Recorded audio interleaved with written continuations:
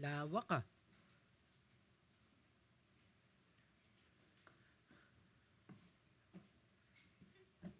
First time ko yata makatayo sa pulpit na mas malapad sa akin. Magandang umaga mga kapatid. Bago tayo magsimula at ituloy yung lesson natin, alam niyo naman po yung title ko. Meron akong dalawang pakay sa umagang ito. Una, yun, magbigay ng Sunday School lesson na magiging introduction sa Book of Joshua.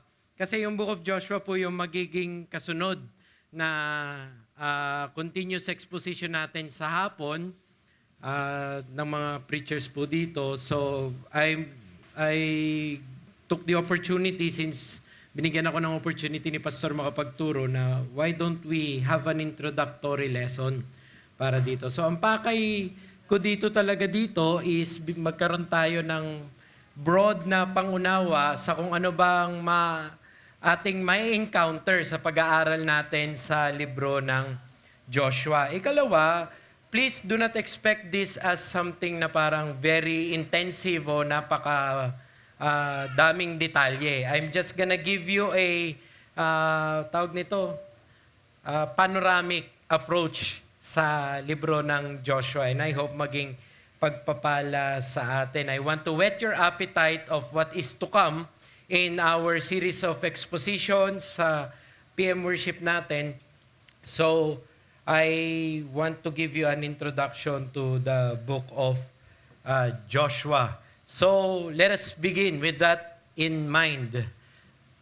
So, let's go first sa isang preliminary. Basically, what I have here is also what you have in your handouts, except for more bullet points and the quotations. Let's start with Joshua 1:9. Ang sabi dito, "Have I not commanded you, be strong and courageous?" Sabi ni Yahweh kay Joshua, "Do not be frightened and do not be dismayed, for the Lord your God is with you wherever you go." So Joshua is, bakit itong ginamit ko? You know of the famous text na, "As for me and my house, we will serve the Lord," and the commissioning of Joshua, and this book of the law shall not depart. Yan yung mga famous na text sa Joshua. But actually, Joshua began with a commissioning ni Yahweh, at si Yahweh, nung namatay si Moses, binigyan niya ng hamon si Joshua. At ang hamon niya ay, "Sundin mo ako. At sa pagsunod mo sa akin," ito yung mahalaga, "maging matapang ka sa pagsunod sa akin. Be strong and be courageous." Huwag kang matakot. Huwag ka ring madismaya. Bakit niya sinasabi ito ni Yahweh? Paunang exposition lang, no? Because ina-anticipate niya ni Yahweh, o si Joshua, hinahanda na ni Yahweh para sa pagsuway at sa resistance ng matatanggap niya sa kanyang pagsunod kay Yahweh. So ito yung ginamit nating text. Ang pangako ng Panginoon is hindi magiging madali. Ang pangako niya, "Lagi akong kasama mo." So in the commissioning of Joshua at the onset, here we have something that we should be reminded of. Sa paggawad natin, sa ating pagsunod sa Panginoon, ang pinakapangako na pwede mong panghawakan ay yung presensya niya. Hindi yung pagdali ng sitwasyon, hindi yung pagdami ng pabor, pero sa presensya niya. Nakakarinig ako ng feedback, baka pwedeng kasi gumagano. So, this is not in your handouts, but Joshua is associated, kung lumaki kayo sa Sunday school, you know of the stories, Jericho, Ai, the Gibeonites, the sun stood still. Maraming kwento sa Joshua na maganda. At maalala natin bilang mga parang wartime stories. It is indeed, the book of Joshua is indeed a record of wartime narrative meant to recollect what God has done for Israel. Pero there is a misconception actually in your studying or in the common approach to Joshua. And that is, the misconception is that it is a mere history of conquest. Binabasa ang Joshua na parang kasaysayan lang siya ng pag-uulat ng pananakop ng Israel sa Kanaan. Totoo yun, na inulat yun, news yun sa kanila, na ni-record. Pero ang misconception, kapag ganun mo lang siya, titignan. I say that Joshua must be seen as part of the continuing story of the redemption of God's people and a continuous unfolding of the fulfillment of God's covenant with Abraham. Sa madaling salita, wag natin siyang babasahin na detached sa mga naunang books na nakapwesto sa kanya previously at yung mga susunod na books na susundan siya, Judges and Samuel. Wag mo siyang kukunin at its own lang. Kailangan meron kang lente sa mata mo, lens, na pag binasa mo to, tandaan nyo. Etong Joshua ay sequel ng nangyari sa mga buhay ng Israelita sa pag-rescue sa kanila ng Panginoon. Kapag kinuha mo lang ang Joshua by itself, you will have a deficient view of what to do with Joshua. Magkakaroon ka ng, kumbaga, basahin mo siya na una. Kunwari, wala kang biblical knowledge. Basahin mo lang yung Joshua. Magugulat ka, bakit sinasakop na ng mga taong ito yung mga ibang tao? Bakit hinahati-hati yung teritoryo? Bakit may mga cities of refuge? Bakit, alam mo yun, marami kang hindi mauunawaan kung hindi mo aalalahanin na si Joshua ay kasunod ni Moses. Okay? Yung mga nangyayari sa Joshua ay paliwanag kung papaano natutupad dahan-dahan yung mga ipinangako sa tao ng Diyos na nagsimula kay Abraham. Kasi may plano ang Diyos sa tipanan niya kay Abraham na magkaroon siya ng sariling tao. Tama? At kay Abraham yun, in your offspring. Sila yung magiging mga covenant people ko. The unfolding of the promises of Abraham's covenant nangyayari dito sa Joshua. Okay? So, ang sabi ni Raymond Dillard at ni Tremper Longman sa Introduction to the Old Testament, and I quote, "The greatest act of salvation history in the Old Testament was not the Exodus alone. The Exodus was just one half of a great redemptive complex. God had not promised His people only that He would redeem them from bondage, but also that He would give them the land He promised to the fathers as their inheritance. The great work of redemption from bondage in Egypt cannot be separated from the inheritance of land that God had promised. The book of Joshua takes us into that inheritance. It describes the conquest and distribution of the land." So, think of Joshua as the sequel to Lord of the Rings, the Two Towers, and then the Return. Parang ganon. Joshua is Exodus part 2. Hindi lang sila pinalaya sa slavery sa Egypt. Di ba? Yun ang kasaysayan ng Israel. Sila'y naging mga alila at alipin ng Ehipto, ng mga taga-Ehipto, at sila'y pinalaya. That's the picture of redemption actually. Pero part 1 lang yon. After nilang pinalaya sa kasalanan o sa slavery, saan sila dinala? Yun ang Joshua. Ipapakita niya. Itinuloy ni Yahweh yung kanyang pag-redeem sa kanila hanggang matupad yung mga pangako ng pag-place sa kanila sa lupang pinangako. Alam ko po yung lupang pinangako ay ginamit ni Apple the App para sa Pilipinas. Pero ang lupang pinangako po, hindi po sa Pilipinas. Doon po talaga yon sa Kanaan, sa kay Abraham. Okay? So, this lesson, makakakita kayo ng mga principle. These are principles that will help both the preachers, my fellow preachers, and you, readers and listeners, to have in mind as you go through Joshua. Here are, you can say, hermeneutical principles. So tandaan natin, biblical history as a principle must be read not as misly preserved news accounts, but as literary memorials of the outworkings of God's covenant faithfulness. Basahin po natin ang mga katulad ng Joshua na paglalahad, narrative siya. Di ba? Narrative ang genre niya. Pero wag mo siyang babasahin na para kang nanood ng 24 oras ng GMA. Binalita.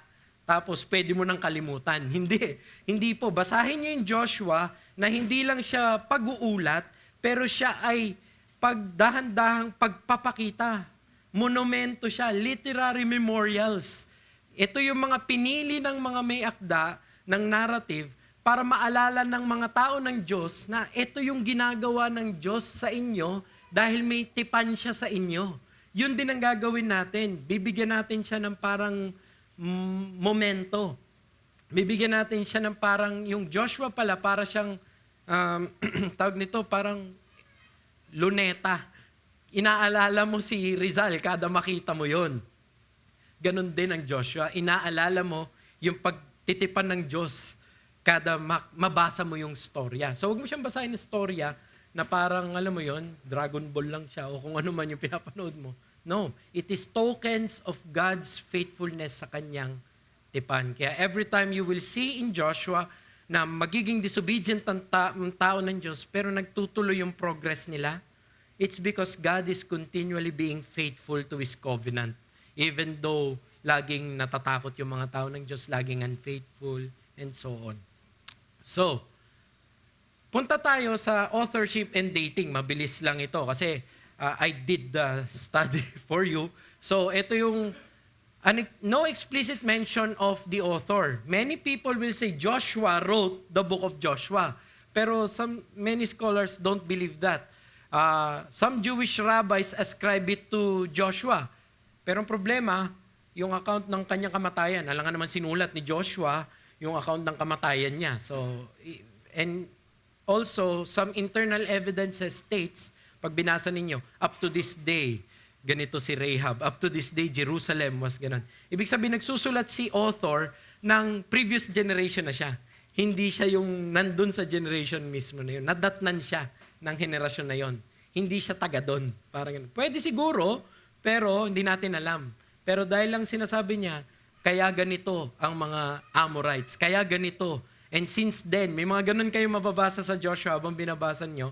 And up to this day, the Girgashites lived with the Manassites. Parang ganun. That is a recording of what is their present status that was not afforded by Joshua, was not available to Joshua.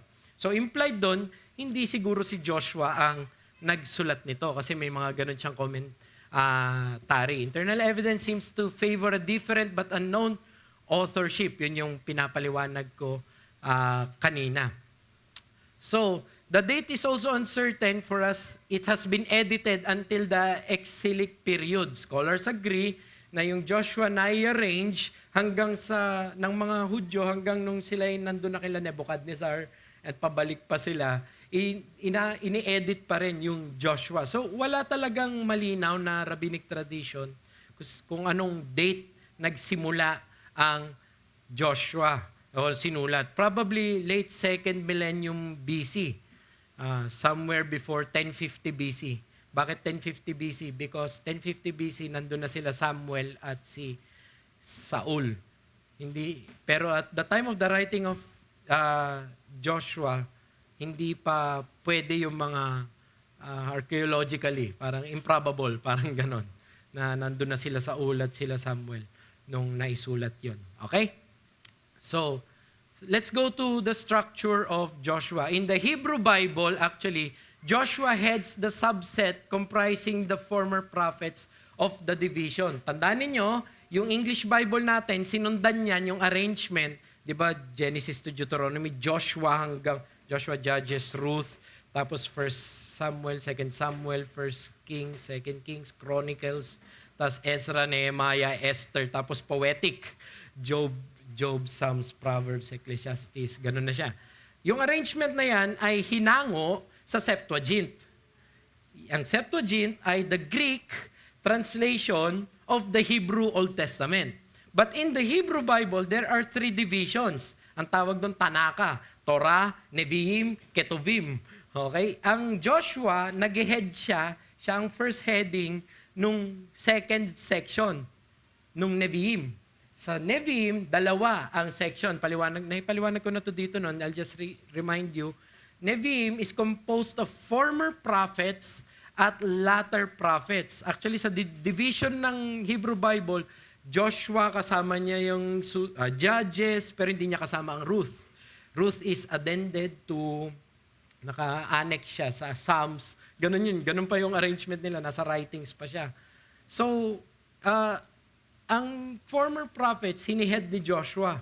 Bakit prophets? Some say na dahil dito, pag binabasa daw ng mga Hudyo, ang narration nila, hindi nila mapaghiwalay yung monarchy nila, yung theocracy nila, at yung prophets nila. So, every time, babasahin ng mga Hudyo ang narratives within mind na may magkakaroon ng mga prophets. At every time, babasahin nila yung prophets, magkakaroon actually ng, nasa konteksto siya ng narrative. Napansin ninyo, basahin nyo lang yung Old Testament ninyo. Magugulat ka, bakit, sa Esther, bakit pagdating mo sa Hosea, bakit parang ang gulo na? Di ba pinagsama-sama sa Bibles natin, Hosea, Joel, Amos, di ba? Magkakasama sa atin, major prophets, minor prophets. Maguguluhan ka, asa na ba talaga? Ano ba talaga yung last book? Para sa mga Hudyo, ang last book ay Chronicles. Nandun, lahat ng mga prophets nas inside the Chronicles nila. Nakukuha ninyo, binabasa nila yon na habang nangyayari ang Chronicles. Kaya si Jesus, from Abel to Joshua ba yun? Zachariah, tama, Zachariah. Which is the prophet na, or king yata yun, na magiging ng kingdom. So sa kanila, binabasa nila ito in holistic na fashion. So Nevi'im siya. Nandun si Joshua. English translations rightly place it at the beginning of the historical books. Nakuha nila yon. Pareha ng Tanaka yon. Sa Tanaka, ganun din. Sa Torah, after ng Torah, Joshua talaga yung kasunod. So at least we got that for us going. Historical books after Deuteronomy. Ang structure niya is 24 chapters. At kung gusto nyong hindi kayo makatulog, bilangin nyo lahat ng verses, yan po yun. 658 verses. Okay? So the unifying element, sabihin ko lang, is ito yung mga makikita nyo lagi. Pag binabasa nyo yung Joshua, the goal of conquest, the oppositions with Canaanites, Joshua as an obedient leader, there are military strategies, there are divinely sourced obligations and interventions, and then there are issues and struggles within Israel's own tribe. Actually, ang ganda ng pagkakasulat ng Joshua, may muntik pa mag-civil war pag naalala ninyo yung narrative nyo doon. Muntik pa mag-away-away yung kalalapag lang na mga sundalo. Parang gano'n ang epic niya. So, the genre is narrative. It is a battle chronicles. Pag sinabing epic, pag sinabing battle chronicles in military history, ang tawag dito epic, di ba? Showing ngayon yung Odyssey. That's poetical form of an epic. Si Joshua is a narrative form of an epic. Parang Lord of the Rings ang dating. May labanan, may army versus army, kings versus kings. That's called an epic. Kaya very exciting actually ang Joshua. When I was young, I liked Joshua. I don't like Judges. Okay, I like Joshua. Gustong-gusto ko yun. Yung Joshua kasi laging may mga parang naiisip ng mind ko. Nandun ako, foot soldier ako ng isa sa mga yon na naghihintay sa gabi o kung ano man ginagawa. Sabi ng ESV Study Bible, and this will be very helpful, to read the book of Joshua in keeping with its literary purpose, one needs to place oneself in the narrative world of the text. Readers need to imagine themselves present at the events and take the literal physical details seriously. They need to relish the suspense, the danger, and the plot conflicts the storyteller puts forward. An epic presents heightened images of good and evil, and all the more so with the implied holy war motive encountered in the Old Testament. Having relived the events in the story, one must ponder the recognizable human experiences and underlying principles, especially in leadership, community, and spiritual warfare. Basically, what the ESV Study Bible is saying, when you read this, imagine yourself in it. Alam mong implied doon, ganito tayo dapat magbasa ng narrative. Huwag ninyong i-impose sa kanya yung time natin. Sa time natin, very insensitive si Joshua. Hindi magiging mabuting presidente si Joshua. Okay? Huwag niyong i-impose yung standards ng culture natin sa narrative ni Joshua. tayo ka sa sarili nilang epoch, sa sarili nilang panahon. Actually, that's a principle na kailangan yung maintindihan. You want to enjoy reading the narratives? Gusto nyong hindi maboard? Ito yung kailangan nyo gawin. Read narratives as if you are in the time and world of the text. Do not impose your own world into it. So pag nagbasa ka ng Joshua, wag mo, bakit ganito ginawa nila? Anong karapatan ng Ephraimites na paalisin sa lugar ng, alam mo yun, wag ka mag-impose sa'yo, ma-offend ka. Pero sa panahon nila, that is how war is done. They displace people. Di ba? They really are, i-eradicate sila ng mga kalaban. Okay? So, mag-ingat kayo na pag binasa ninyo, i-impose ninyo yung sensibilities ng times of the day. Kunwari, Joshua 5. Matatanda na sila. Tinuli lahat ni Joshua. Alam mo, magalit ka. Bakit matatanda na? Alam mo yun? But, kung ako, hindi ako papayag. Magsusundalo na ako, magpapatuli pa ako. Parang ganon. Hindi mo maintindihan. It's the outworking of God's covenant. Kaya ganyan ang mga nangyayari. Okay? So, assignment for all. Since Sunday school to, kagaya ng mga anak natin, bigyan ko rin kayong assignment. This week, 24 chapters. Basahin nyo 3 chapters a day. Pwede ba yun? Para pagdating ng hapon, kung sino man ang unang Sunday ng hapon, sino man ang unang preacher, ako ba yun? Sino man, abreast na rin kayo. Kumbaga familiar tayong lahat sa Joshua. So, read 3 chapters a day for this coming week with this mind that this is a narrative na undergirding the fulfillment of the Abrahamic covenant. I'll give you an overview and the outline. Mabilis lang to. Joshua is thought of by the scholars as having 4 sections determined by, 4 Hebrew characters, all involving what to do with the land. Hinati ng maraming scholars ang section nila by what to do with the land. So, chapters 1 to 5, cross the Jordan into the land. May Hebrew equivalent yung cross into the land dyan. Chapter 6 to 12, take the land. Paulit-ulit na take the land. Gumaganon siya sa 6 to 12. Yung Hebrew rin nun, yung take meron din. Tapos sa 13 to 21, divide the land. Ganon din sa 22 to 24, serve the Lord in the land. So laging yun ang heading niya. Now, once again, mag-caveat lang ako. I do not mean to impose this on my fellow preachers. I'll give an outline, pero not necessarily ito yung susundan nyo sa expositional series ninyo. Na mas sigurado ko mas marami kayong ituturo kaysa ako sa series natin. So I adapted from the Reformation Study Bible yung outline na ito. If you have the Reformation Study Bible na new edition, nandun yung outline. Pero may onting mga pagbabago. So ganito siya. Ganito yung flow niya. The prologue, the promise and its consequences, entering the land, yan yung mga chapters, conquering the land, dividing or allocating the promised land, living in the land, then the epilogue, renewal of commitment. So ganito ang Joshua. Pag binasa nyo siya sa telescopic na pananaw, ganito mo siya isa-summarize. Nagsimula siya sa isang command. Nagtuloy siya bilang conquest. Pero mag-end siya sa paghingi ng commitment. That's Joshua. The book of Joshua begins with a command, advances with a conquest, and ends with a call for commitment. Kaya ganun yung title natin ngayon Sunday School. Command, conquest, and commitment. Yun yung makita dapat natin. So, dito tayo mag-focus. Purpose and aim. Bakit isinulat ang Joshua? Siyempre, the obvious is to recount how the promised land was obtained and the tribal lands were apportioned. Bakit nandito si Ruben? Ba't nandito si Simeon? Bakit nandito si Gad? Ba't nandito alam niyo yun, yung 12 tribes? Bakit ito po yung allotment natin? Ang Joshua, pagpapaliwanag sa susunod na henerasyon kung why things are. Bakit merong mga monumento ng bato dyan sa tabi ng ilog?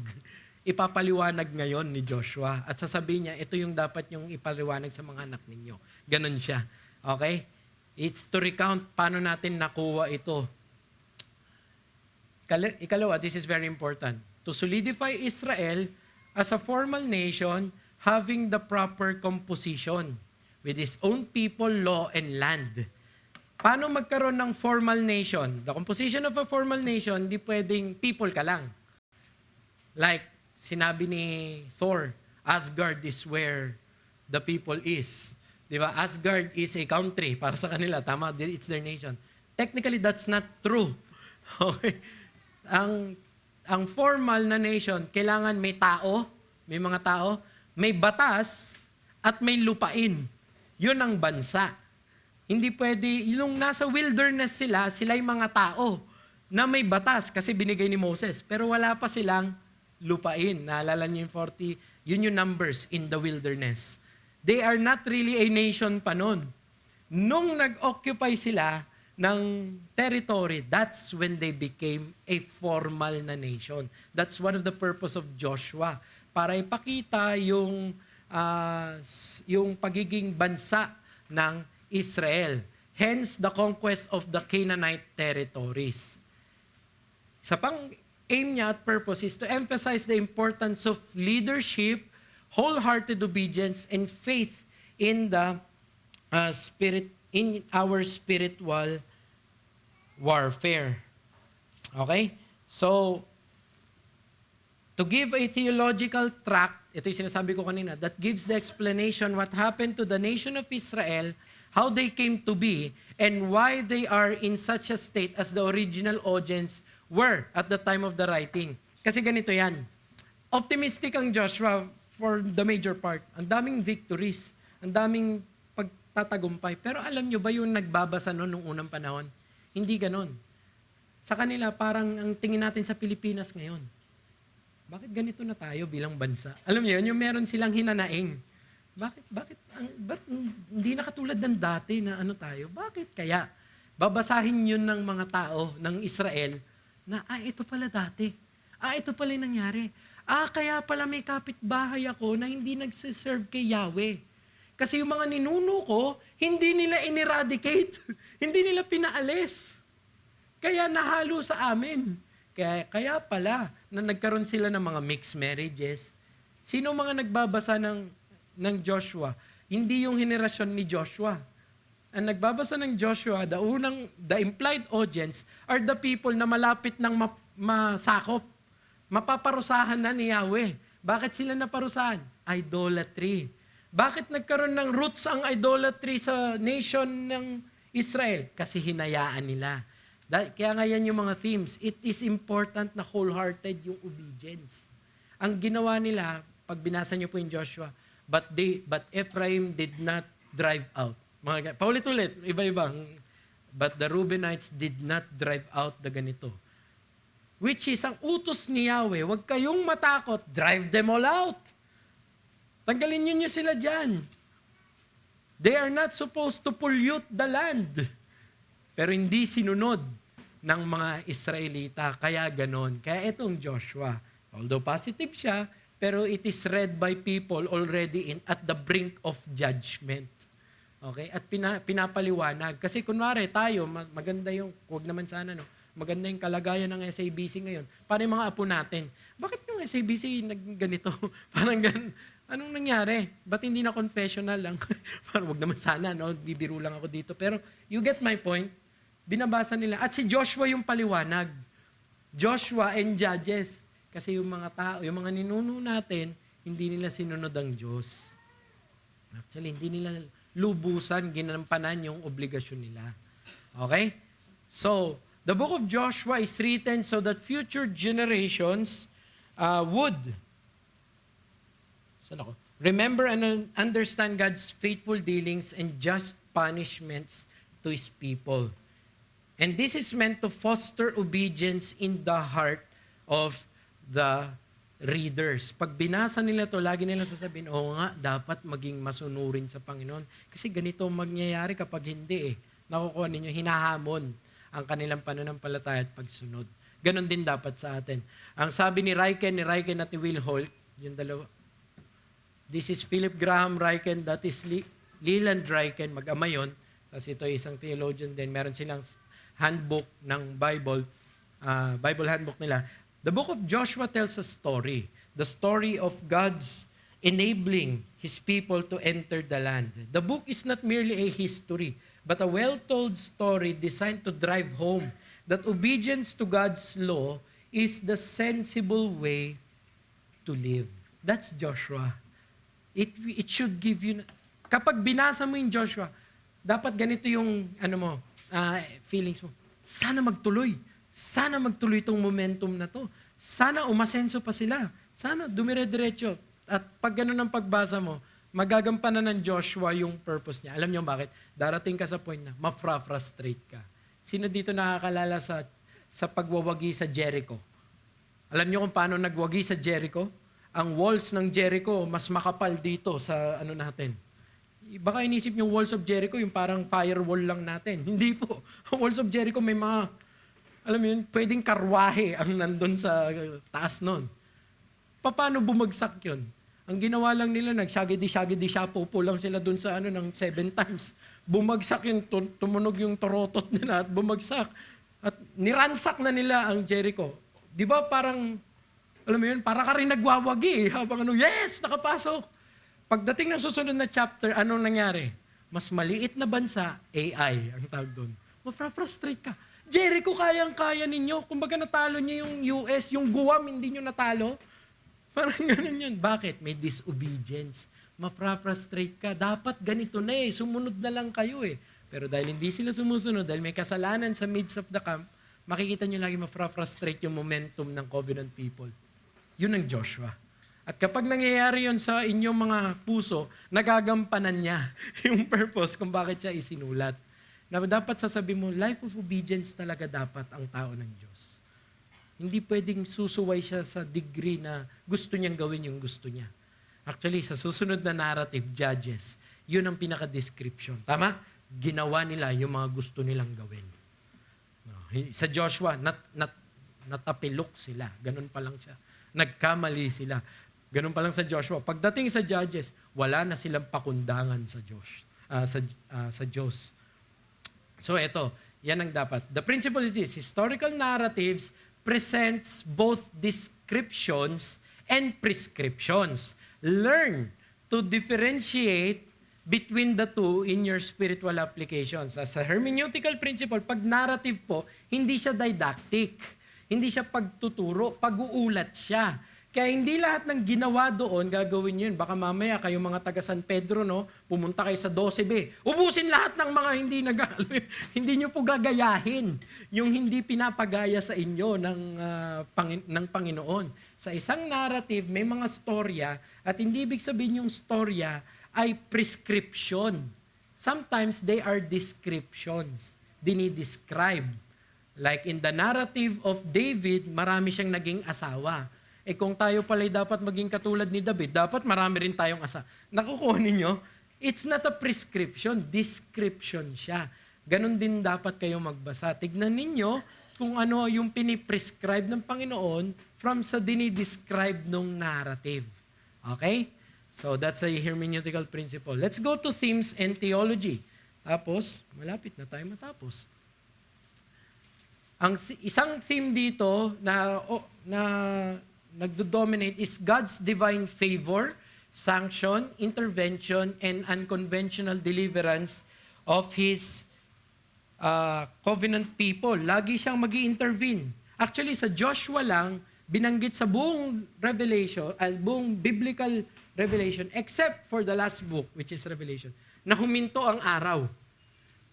Actually, pangako ni Noah yun, na hindi hinto ang seasons. Pero sa Joshua lang nagkaroon ng the sun stood still, naalala niyo yun?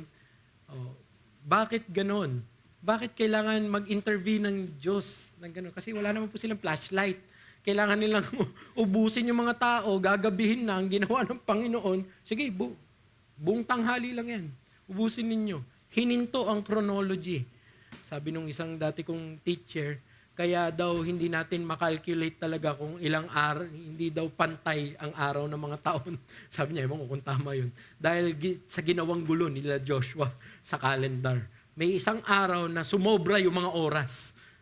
Kaya yung, di ba, technically 365 and a half, parang ganun yata, or 1/3 ng day, ang isang taon. So, I don't know if that is mathematical or scientific.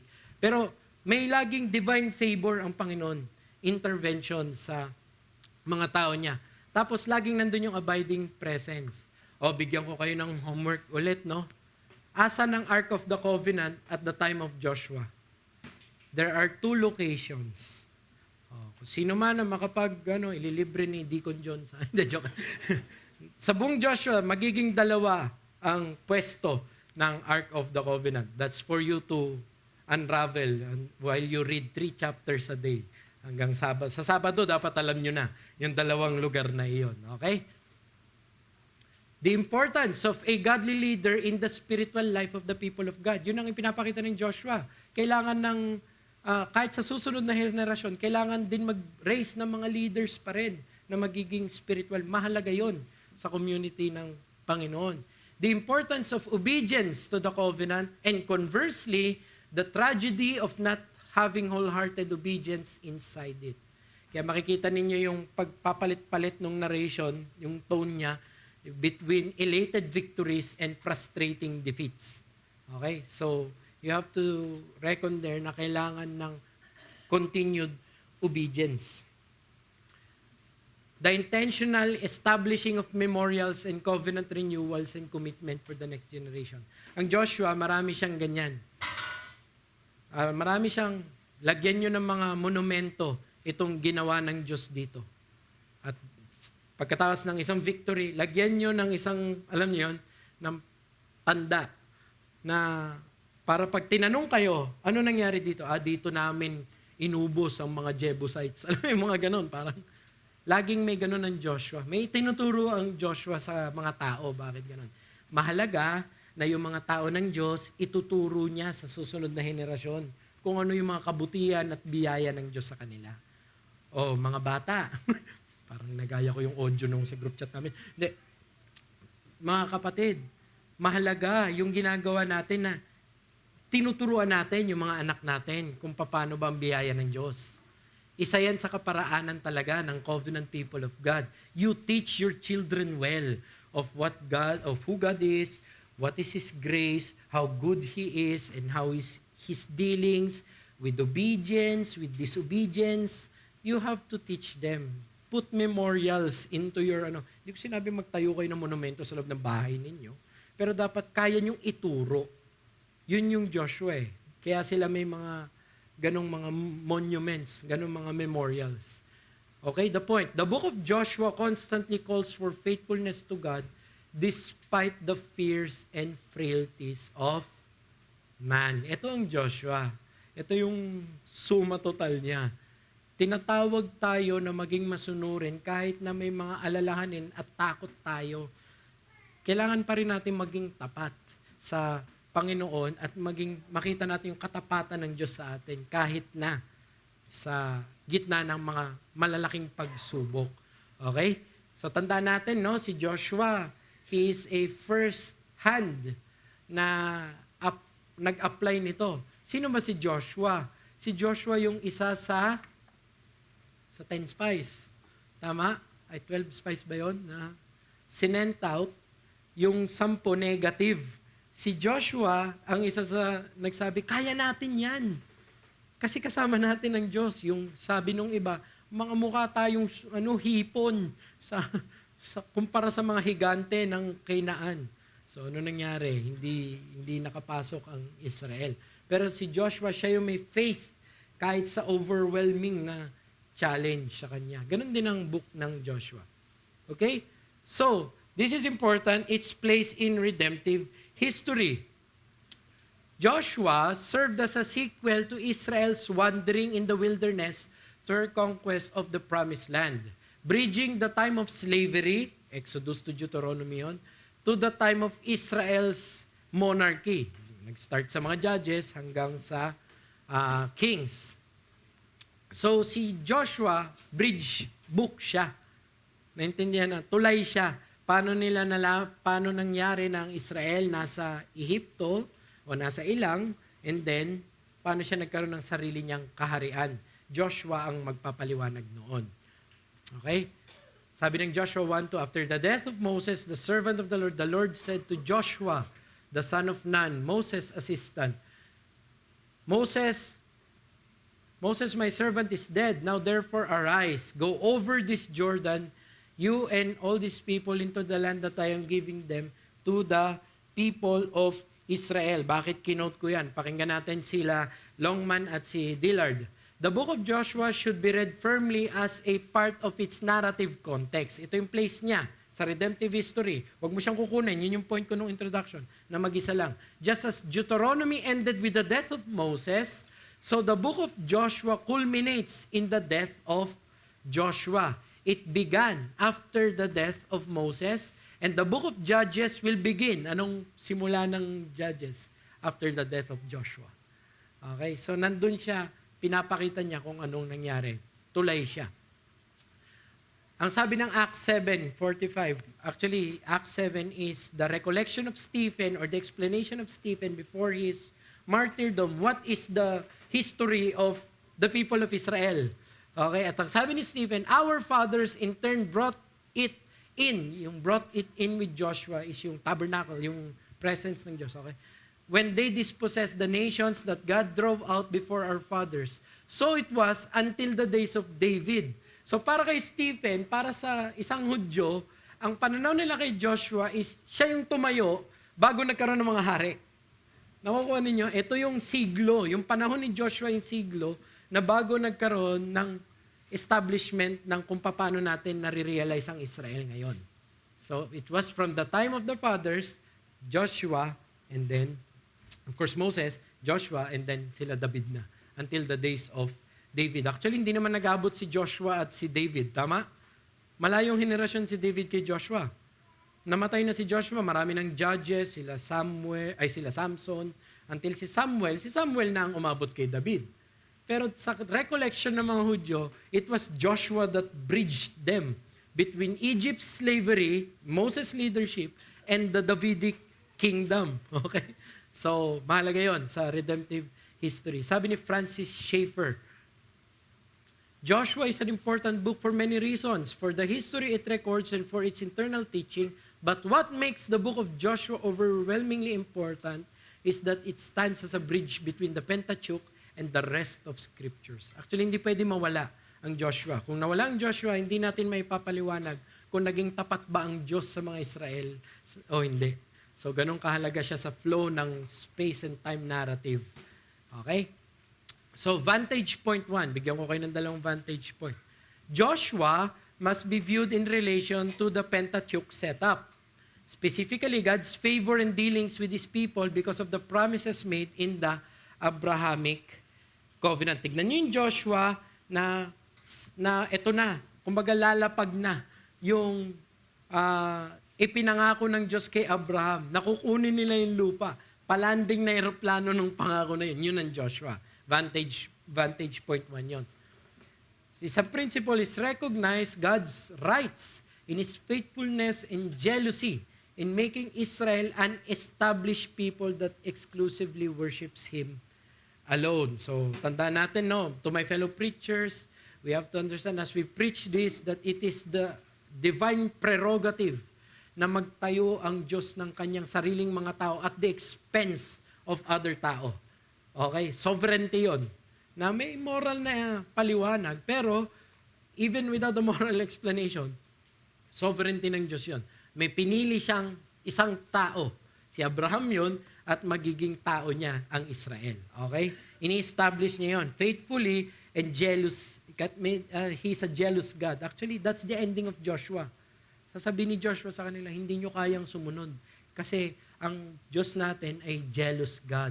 Hindi niya kayo pagbibigyan pag kayo sumamba kayo sa ibang mga Diyos-Diyosan. Gaganunin sila ni Joshua. I do not want to expose more kasi i-preach din naman yan eventually. Pero ang gusto ni Yahweh, kaya ginagawa ito, there is an exclusive worship of Him. Hindi pwede yung tinatawag theologically na syncretism. Alam niyo syncretism? May missionary tayo dito sa tayo. Alam niyo, pwede mong tanggapin na katotohanan din to, Diyos din ito, at pwede mong sambahin sila, magsanib silang gano'n. Hindi pwede. Ang religion ni Moses at ni Joshua, Hindi sinasabi ng Diyos niya, hindi, I am God alone. Ako lang ang dapat sambahin. So ever since the beginning, the people of God has only one true God na kailangan niyang sambahin. Hindi pwedeng sasambahin niya yon at makikihalubilo siya sa mga Diyos-Diyosan ng mundo. Vantage point number 2. Joshua must be understood in relation to the rest of the historical books of the Old Testament canons. That is, the tragedy of God's people failing to follow through. Yan ang narrative.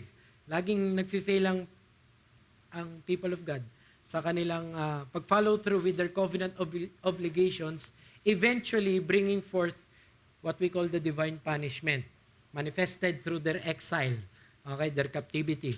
While Yahweh continuously fights for them and keeps covenant with them. Tandaan natin, in the relationship of the covenants, it is the people of God that broke it. Yahweh was just a faithful husband. But tayo yung nag-commit ng tinatawag nila Jeremiah na spiritual adultery. Okay? We betrayed as a people si Yahweh nung Old Testament. So, tignan nyo, but Joshua said to the people, you are not able to serve the Lord, for He is a holy God. Ito na yung farewell ni Joshua sa kanila. Tapos paalisin na, then you go home. Gaganon siya. Pero ito yung sinasabi niya, you are not able to serve the Lord, for He is a holy God. He is a jealous God. He will not forgive your transgressions or your sins. If you forsake the Lord and serve foreign gods, then He will turn and do you harm and consume you after having done you good. And the people said to Joshua, no, but we will serve the Lord. Then Joshua said to the people, you are witnesses against yourselves that you have chosen the Lord to serve Him. And they said, yeah, we are witnesses. Ganun lang yan, yung pagkakasabi nila. He said, then put away the foreign gods. Alam niyo yung implied doon? In the Old Covenant, yung mga tao may form of religiosity. Pero inwardly, they have their own idols. At si Joshua, kumbaga sinasabi mo, Kristiyano ka. Parang gano'n. Sinasabi mo, nagsasamba ka sa Diyos. Pero yung puso mo, punong-puno ng mga Tanggalin niyo yan. Yung mga sinasamba niyo sa mga puso ninyo. Nakukuha ninyo, then put away the foreign gods that are among you. And incline what? Your heart to the Lord, the God of Israel. And Joshua said to all the people, behold, ayan na naman, may memorial. This stone shall be a witness against us, for it has heard all the words of the Lord that He spoke to us. Therefore, it shall be a witness against you, lest you deal falsely with your God. So Joshua sent the people away, every man to his inheritance. Alam niyo yung nangyari dito, nakakalungkot eh. Kasi habang binabasa ko, it should not have been like this. Ang ganda ng career ni Joshua. Ang daming katagumpayan. Sa atin, pag naglaro tayo, ano yung end? GG. Di ba? Good game. Saya tayong lahat. Ganda na nangyari. Nanalo tayo, natalo tayo, 1 point, whatever. Ano nangyari sa basketball team natin. Di ba? Pero yun yung good game. Ganun dapat kay Joshua. Positive. Pero tignan nyo siya. Siguraduhin nyo, sasambahin nyo. Sige, umuwi na kayo. Ganun ang ending. Alam niyo kung bakit implied doon, hindi pa rin talaga nandun yung kapunuan nung pagsunod ng mga tao ng Diyos. Nakukuha natin ng Joshua ngayon. Okay? So, preaching pointer para sa mga fellow preachers ko. Keep in mind, chapter 5, chapter 8, and 24. Alam niyo itong mga ito, these are covenant renewals. And it speaks of the importance of covenant commitment. Time and again, pababalikin ni Joshua yung mga tao na kailangan sundin natin yung tipan natin sa Diyos. Kailangan sundin natin. I pronounce a blessing and a curse again. Ulitin nila yung Mount Ebal, ulitin nila yung circumcision, ulitin nila yung Passover. And then sa chapter 24, ulitin nila ulit yung pakikipagtipanan sa Diyos. So napakahalaga ng covenant sa Panginoon. Kalawa, it shows Joshua as successfully leading Israel into the promised inheritance and an era of rest. Ito yung place niya in redemptive history, but at best, it was a temporary and unfinished quest. Pag binasa mo yung Joshua, makikita mo, ang ganda ng mga nangyayari, pero actually, masisense mo na hindi ito pang matagalan. Alam mo na may mangyayari. I give you a theological note. Ano lang natin, let's just dig a little deeper here. Rest in Joshua is a state that defines Israel's experience as she gains initial control of the land from Canaanites. Ang rest sa kanya, rest from warfare. And the land had rest. Sasabihin niya dyan. Ang rest na yun, hindi yun soteriological rest. Okay? It is just the absence of war. Okay? It's just the absence of the imminent danger ng mga foreign gods at ng mga foreign people. It is a precondition to rest is a precondition to obedient life in the land that enables them to carry out exclusive worship of Yahweh without threat of oppression or the allure of idolatry. This suggests that it doesn't truly bring the ultimate character of permanence that rest should be. But in other words, rest should be like what in the Sabbath pattern.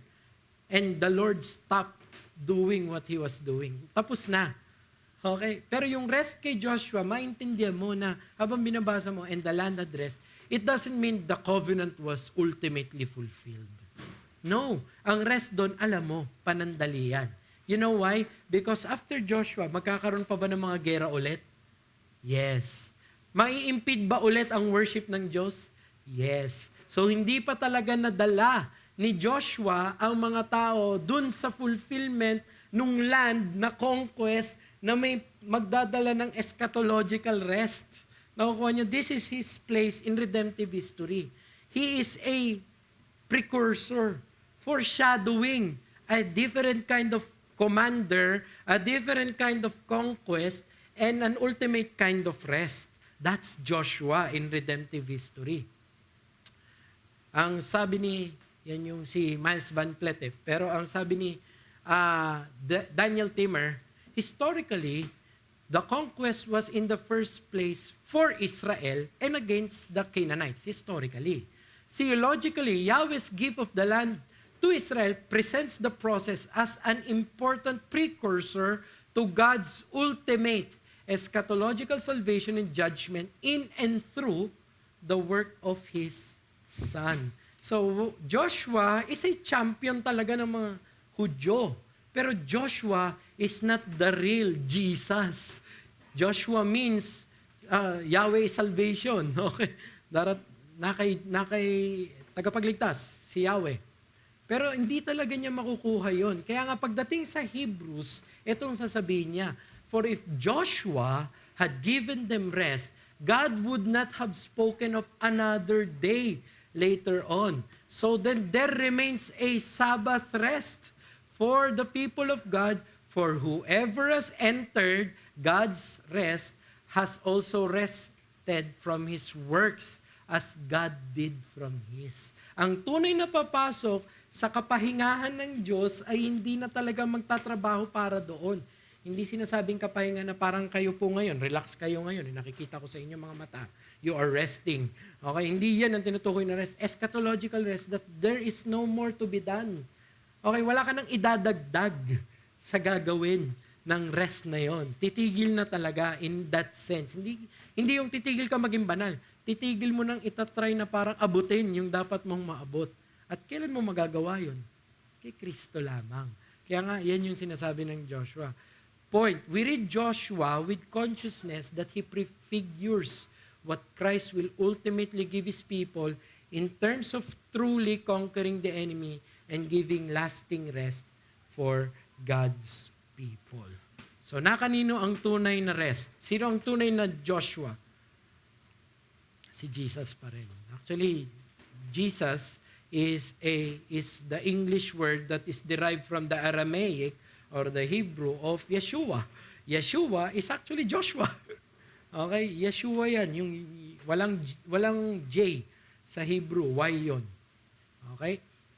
So, his namesake yun. Practical applications. Una, be assured, para sa atin? Be assured that we serve and worship the same Almighty God who keeps His covenant to His people despite of our rebelliousness and sinfulness. Ganun din naman tayo.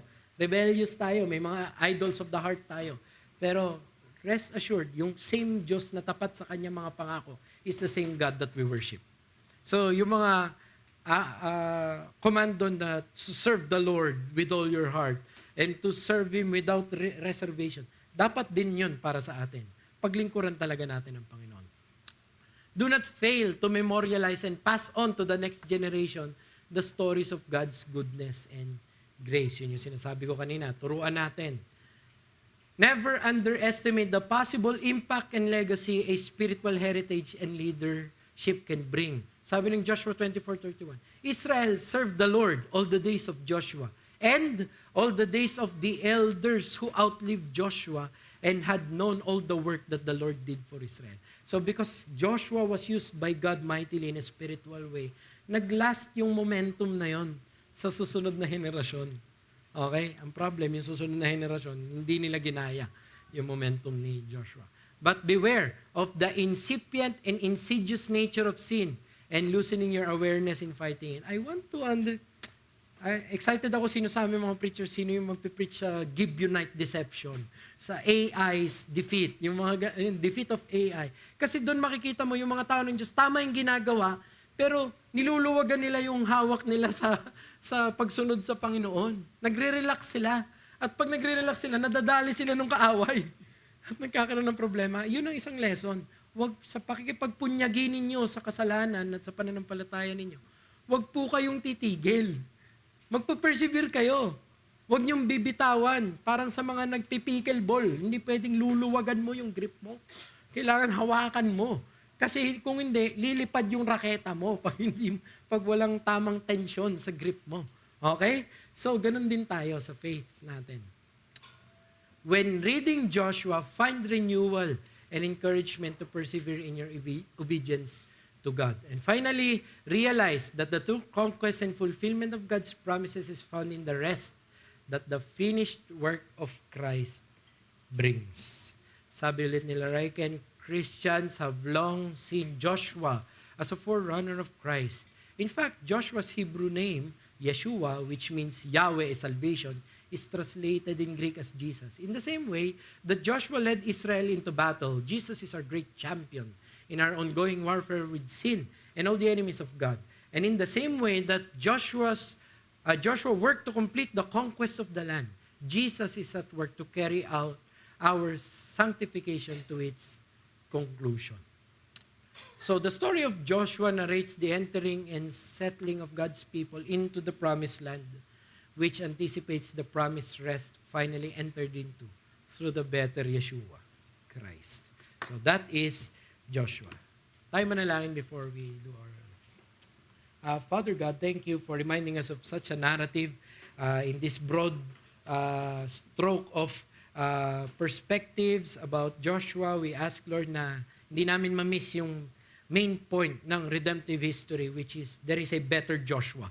And that is our Savior who gave us a better inheritance, who fulfilled in us, who promised and will fulfill in us a better rest in our salvation. Thank you, Lord, that you are indeed, kagaya ng Hebrews, the captain of our salvation.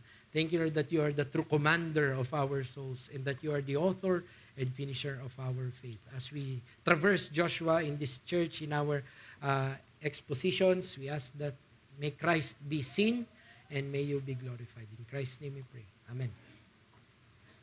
Any questions mo?